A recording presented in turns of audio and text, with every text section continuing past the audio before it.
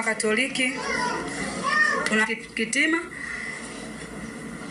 inalenga kwa uzito mwenendo wa Padre Charles Kitima, Katibu Mkuu wa Baraza la Maaskofu Tanzania TIC. Kwa muda mrefu mienendo yake inatafsiriwa kwa waumini wengi huwa mwelekezo wa kisiasa, ikiwemo mahusiano yanayoonekana kuwa kuharibu chama cha Chadema.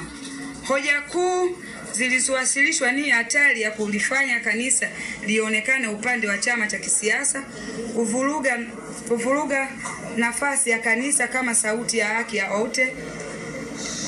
Kundi la chama kilote msikia aliita baadhi ya watu marofa wana Ukristo wao, ambalo jambo si la haki.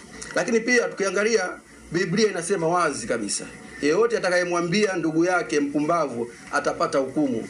Hii sio mimi, ni Mathayo. Ukifungua Mathayo 5 mstari wa 22 unasema hivyo. Lakini sio Mathayo tu, Canon Law inasisitiza, kanoni ya 220, heshima na utu wa waumini lata. Askofu awajibike kulinda mahubiri dhidi ya matumizi. Askofu awajibike kulinda mahubiri dhidi ya matumizi mabaya. Kanoni ya 387, askofu awe kielelezo cha unyenyekevu na upendo. Lakini kama itoshi, kanoni ya 392, askofu azuie matumizi mabaya ya mamlaka. Lakini kwa kusisitiza zaidi, Papa Mtakatifu Francis alisema wachungaji si waamuzi wanaotoa hukumu, bali ni baba wanaoandamana na kondoo. Lakini mfano wa kitume na mapokeo ya kanisa. Katika historia ya kanisa, kukemea kwa heshima hakujawahi kuwa uasi. Mtume Paulo alimkemea Mtume Petro hadharani pale ukweli wa Injili ulipokuwa hatarini. Nilipompinga uso kwa uso kwa sababu alikuwa amekosea. Jamani, nendeni mkaangalia Wagalatia 2 mstari wa 11 unasema hivyo.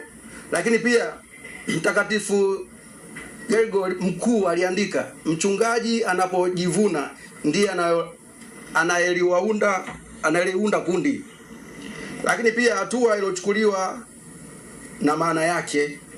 Kwa kuzingatia hoja zetu hizo, waumini zaidi sisi hapa ya 120, nafikiri wote mmewaona nyuma, tumeambatana nao, tumetoka parokia mbalimbali wamefikisha swala hili kwa Papa Leo wa 16 kwa utaratibu halali wa kikanisa. Kama mlivyoona asubuhi tumeanzia pale. Lakini hatua hii ina maana moja kuu: kanisa ni la waumini, si mali ya mtu mmoja, si cheo wala taasisi ya mtu mmoja. Lakini wito kwa jamii. Sasa sisi wa Katoliki, baadhi yetu, wito wetu kwa jamii, tunatoa wito mzito kwa jamii na waumini wote. Jamii itambue kuwa haki ya waumini kudai wajibikaji ni sehemu ya uhai wa kanisa. Waumini wasitishwe wala kubezwa kwa kutumia haki zao za kikanuni. Viongozi wa kanisa wakumbuke kuwa mamlaka ya kiroho ni huduma, si silaha ya vitisho. Madhabahu yabaki kuwa mahala pa Injili, si jukwaa la matusi.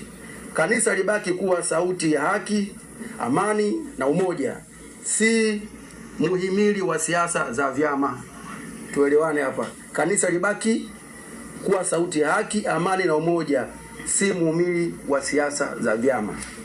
Kanisa linapojisahau, waumini ulikumbusha. Na ndio maana sisi tunachokifanya sasa hivi, aidha kama viongozi wetu walijisahau, tunawakumbusha kwamba wasikae kwenye mlengo wa siasa wa chama kimoja.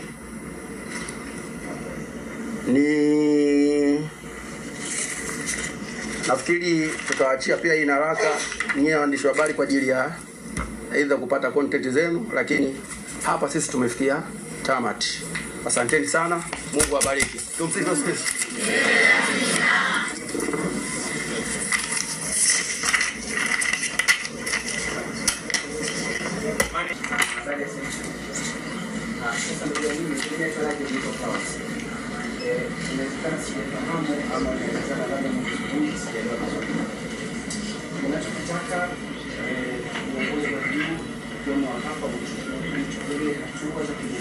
Ondolewe kwa sababu bado ni kiongozi wetu wa dini na tunamheshimu sana, na bado anatuhudumia kiroho. Tunachokitaka arudi kwenye mlengo wa kiroho. Kanisa sio sehemu ya siasa. Karibu. Kabla ya kufanya hii press, pengine mmeshajaribu kuwasiliana na kiongozi mwenyewe? Na pia la pili, ili mtu awe Mkatoliki sifa zikoje? Ili mtu awe Mkatoliki kwanza uzaliwe. Ukishazaliwa, ukibatizwa, kwa sisi maneno ya Kiroma, wewe ni Mkatoliki. Utapata mafundisho mengine, utapata komunio ya kwanza, utapata kipaimara, utakuja daraja la mwisho aidha upadilisho au ndoa takatifu. Karibu. Tumefuata process zote, na hii sio press ya kwanza, labda wewe ndio umekuja hii ya leo, lakini tunafanya taratibu zote, tunapeleka barua zetu. Tunachokiomba sasa hivi tujibiwe na hatua zingine zichukuliwe. Mimi na swali. Mimi naitwa James. Natoka Torch Media. Nilikuwa nauliza, nyie mmesema ni Wakatoliki. Nikotaka kujua mnasali kigango kipi, parokia ipi, na mnaweza mkatuambia nyie ni jumuiya gani? Kitambulisho ambacho kina namba. Nilikuwa naomba watu watatu tu wanaonyesha vile namba zile, hata kitambulisho cha mfano ili niamini kama kweli ni Wakatoliki, tuamini wanaoongea ni wa kweli. Lakini kwenye kanisa Katoliki kuna wasemaji ambao ni walei. Sasa hamjajaribu kuwashirikisha walei ndio waje wazungumze hili, au nyie mmejiorganizeje? Nimekuelewa. Swali la kwanza kwamba umeuliza Ukatoliki vitambulisho. Nikwambie sasa hizi passport yako hapo umebeba? Kwa sababu hujajiandaa na safari ya kusafiri, si ndio? Sisi tumekuja kama Katoliki, swala niko kigango gani na swali jumuiya gani, kanisa gani, nilishajibu hilo swali. Hata walikopo kwenye press ya kwanza waliona, na tayari ujumbe ushafika kwenye parokia yangu, kwa wanajua na hichi ninachokifanya, wanajua kwamba kuna muumini huyu ana hoja zake hizi anatakiwa kujibiwa. Tumepata process zote. Sisi wa Roma unaruhusiwa kupeleka malalamiko pale kwa ngazi stahiki ya kiongozi, unampelekea malalamiko. Siwezi kwenda kwa lei kwa wakati mimi nataka askofu wangu afanye kitu hiki. Sasa na wewe nikamshtaki kukushtaki wewe nikashtaki kwa mwanao.